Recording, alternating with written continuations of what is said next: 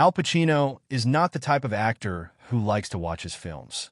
He's so strongly repelled by the prospect that he even ducked out early from the Godfather premiere screening, then waited 50 years to finally watch it. I went to the Godfather premiere at the Lowe's State Theater in Times Square wearing a bow tie the size of my head, he stated in his new memoir, Sonny Boy. I only remember standing on a platform with my co-stars, being asked questions by the press that I couldn't answer. Then we got in our seats, but I didn't watch the movie. I didn't want to see the finished product. As soon as the lights went out, I went out, he wrote. Pacino explained that he had all kinds of feelings about seeing himself on film.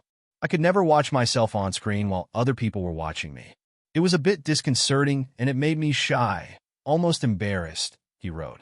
As a younger actor, I guess I needed attention and didn't want it at the same time. The legendary actor acknowledged that it's a bit of a paradox, so his solution was always to avoid putting myself in that situation. Pacino continued, I almost went my whole life without ever seeing The Godfather in its entirety. I don't know why.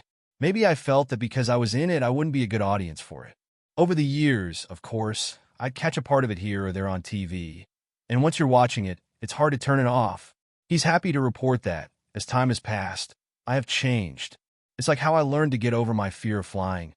I just stopped caring, but that change came slowly.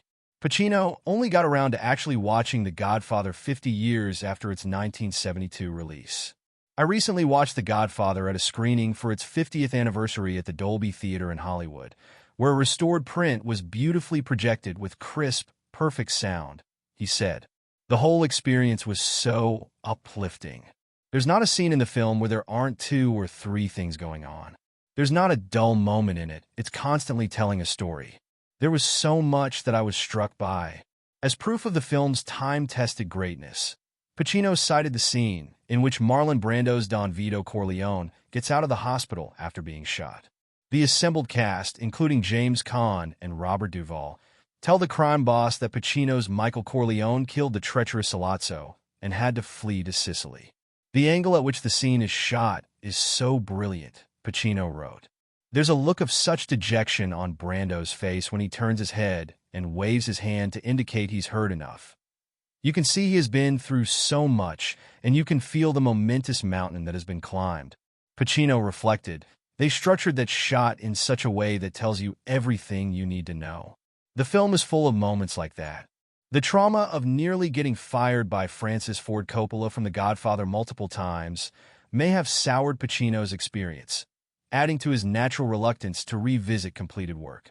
In a recent interview with Conan O'Brien, the actor even admitted to being relieved after an on-set injury, saying his first thought was, "Thank you, God. You're going to get me out of this film." Nevertheless, Pacino picked up an Oscar nomination for his performance as Michael Corleone and remains entrenched in movie history.